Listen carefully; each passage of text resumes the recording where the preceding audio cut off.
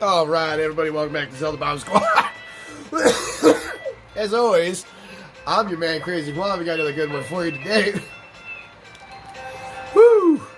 Playing Harvest Moon 64 and continuing on with Legend of Frost, I became me. Now, last time, told you I was going to tell you how I got fired. I meant it. I'm a man of my word. So,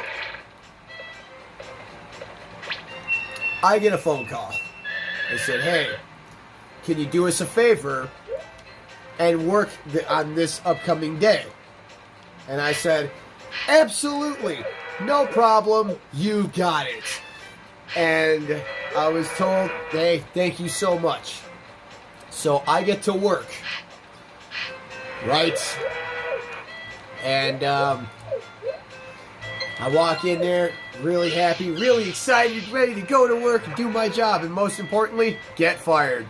So the manager looks at me and goes, you look a lot better. Things have gotten better for you? I'm like, oh yes, things have definitely improved. Thank you so much. She goes, you ready to tackle the counter? I'm like, you bet I am.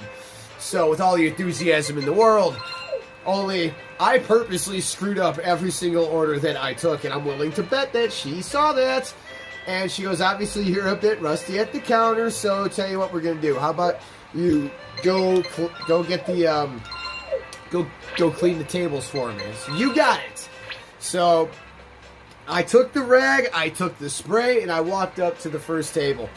And instead of spraying the table, I literally just put the spray and the rag down and wiped my hand across each and every table. Then clapped my hands together, you know, to do that thing to get all the shit off your hands. Yeah, I did that. And I'm like, there we go. Tables are all clean. And then she asked me, okay, can you please take out the garbage? And I said, you got it.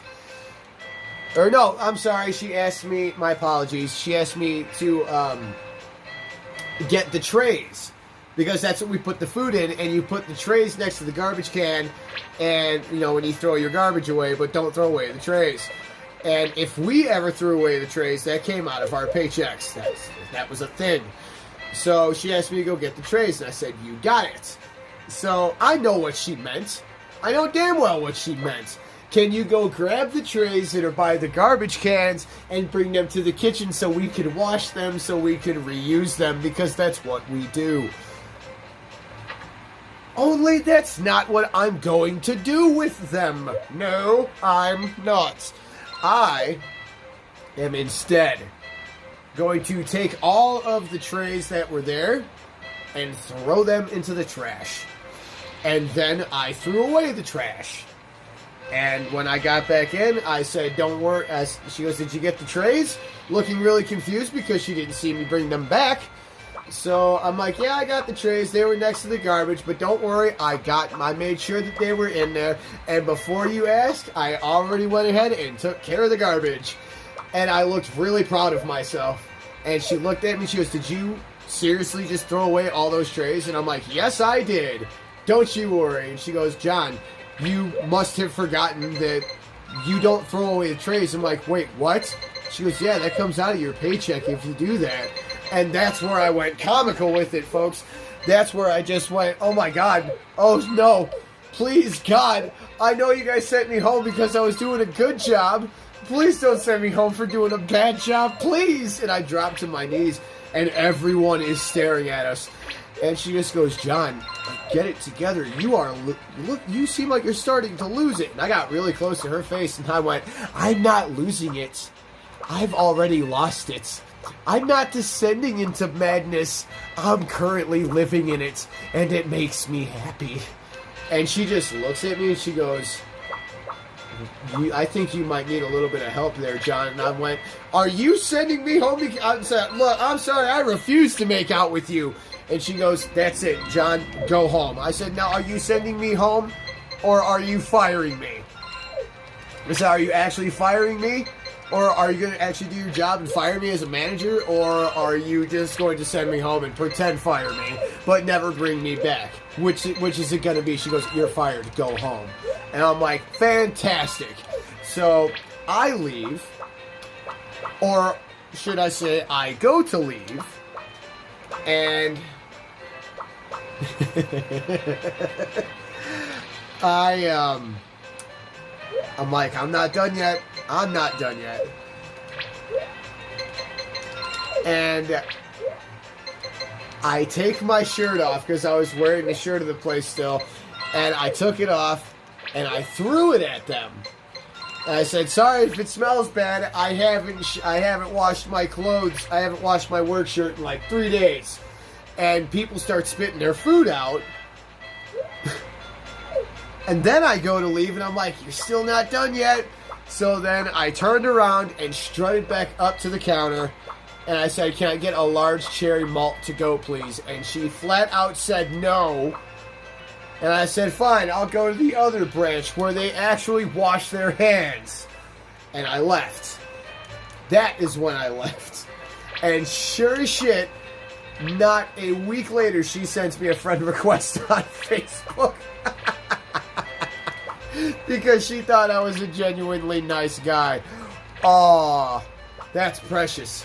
Oh, that was funny. I accepted it, so we're still Facebook friends to this day. That was just one of the funniest damn ways I've ever quit a job in my life. So, yeah, so like that was a brief moment where it was just like, oh my God, was it ever so nice to just cut away from the stress that I have to leave in 2 months. So I'm desperately doing everything I possibly can to think of a way to stay in Illinois. So obviously the first thing is ask Jared. So I told him, I said, "Jared, listen, I got a whoopsie daisy." I said, "Jared, I got a huge question / favor I need to ask of you." And he goes, "What's that?" And I said, I informed him of everything, and I said, "What would you think of you and I getting a place? Like, I know 2 months is very soon. I get that, and it's a lot to ask for, but, like, I'll sleep on your couch, I'll sleep on the floor, I don't care. I won't take up a lot of space, I promise." And, I told him, I said, "I'll understand if the answer is no.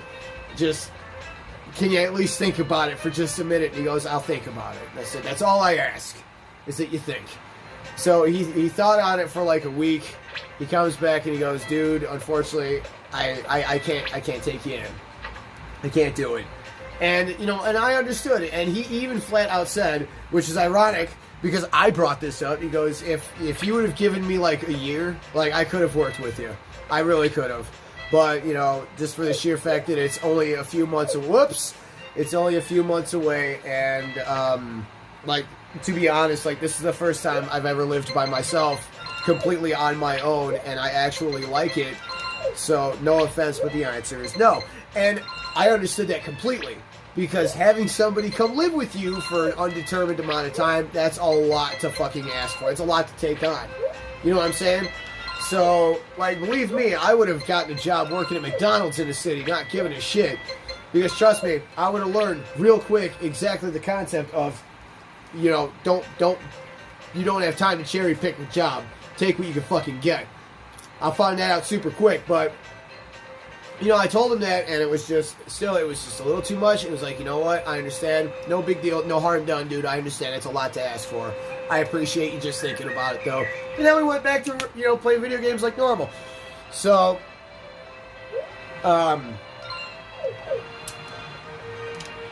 yeah, it's like, okay, well, that didn't work. And, then it was like, oh man, there is a married gay couple that comes to us all the time, that comes to the club and the bar to hang out with us. They are amazing. And at one point they heard that, I wasn't having the happiest life at home. And at one point they even offered me, "Hey, do you want to come live in our basement, dude? It's furnished and everything like that. We just ask you to, chip in what you can and whatnot." And I'm just like, yeah, I appreciate that, but, now it's just not the right time. And I'm like, oh, man, I wonder if that offer's still on the table. I would love to live with them. Dude, I love those guys. They are awesome. They are just the happiest gay couple you could ever meet. And, occasionally, one would get drunk and, just flat out hit on me and offer me to be in a three-way, and the other one that's not as drunk would be like, "Oh, my God, you stop." And it would just be the funniest thing in the world. I'm like, I would absolutely adore living with those two men. There is no... Oh my God, that would be perfect, because they lived super close to the bar I was working at. So why did I go up here? I don't know. So like this couldn't be better. Like I'll save money on gas. Like my car will not be driving nearly as far because like where I was living now, I had to drive 40 minutes to get there. So it's and 40 minutes back it did a number on my car. So if I'm living that close, I would only have to drive not 3 minutes away. So like I would save exponentially on my car. So you know I went to work and I'm thinking and praying like, God, please let them say yes. So they get there and I'm like, hey, you know, you made me an offer a while back to come sleep in your guys' basement. Is that offer still on the table? Because I have like 2 months to find a place to live, or else I'll be on the streets. And he goes, oh man, I'm really sorry, but like my sister literally just moved in the basement like a week ago. But if she hadn't have done that, we would have said yes to you, absolutely. You know that. And I'm like, I understand. No big deal. I'll figure something out. Somehow. I'm resourceful. I'm frosty.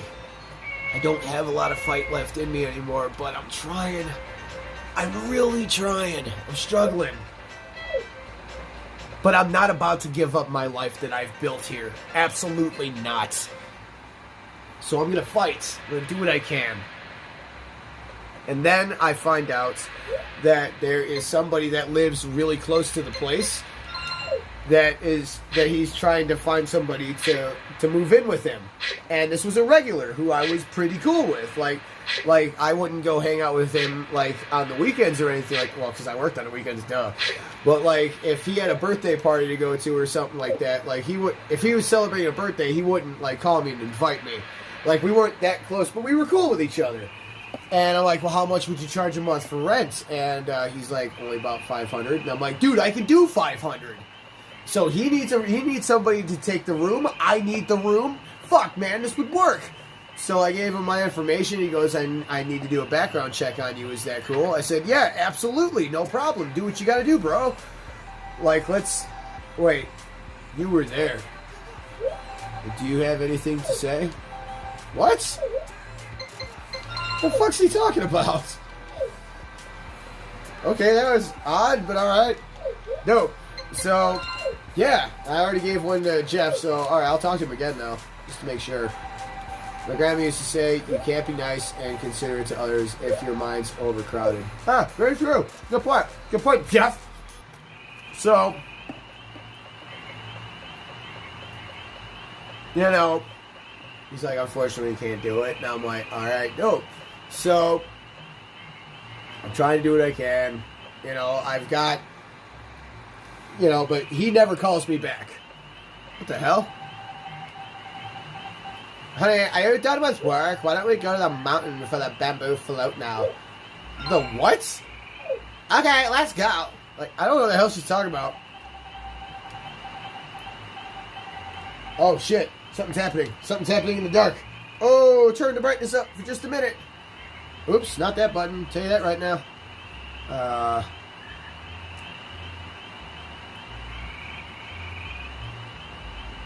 There we go. Let's see. You set your wish on the bamboo boat and set it off to sail. If it floats without sinking, your wish will come true.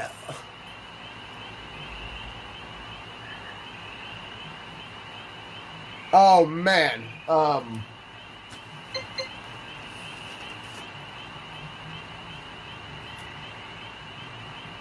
This might be a waste.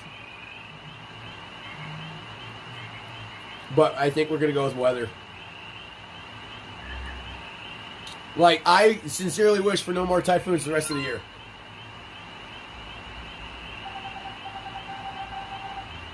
I think it's against the rules if I get the boat when it's about to sink. Bitch, it ain't gonna sink. Oh, is it my birthday?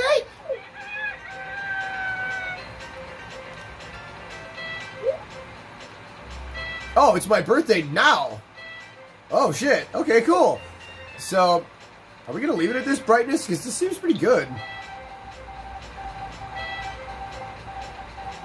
I think the brightness was because, like, I had, like, the sun was coming in through my window a bunch. So, this works. Plus we can see things at night, so this might be good. All right, dope. Hey, we're making. Let's end the episode here. Let's end the episode here. Yeah. Well, actually, just say, just talk a little bit more, because what you have to say isn't that much longer. Okay. Yee. Hi. Did you know the vegetable festival is tomorrow? Lots of produce is on display, and everybody votes on the best. You should answer something. I think your vegetables are pretty good. Well, thank you. Well, goodbye. See you later. I am answering something, you dick. But, $43,000 I have. Wow. So, you know, like, everything I was trying just did not work. And, you know, I had Robert Hubert. I love him to death, even though he's a dick. You know, he flat out told me, he goes, hey, dude, if me and my family weren't living in the apartment that they were living in, like, basically saying if they had an extra room, they'd give it to me. So, but they didn't. You know, they were living in a one-bedroom apartment, and at the time, so so that's what it was. They just didn't have the space for me, which I understood.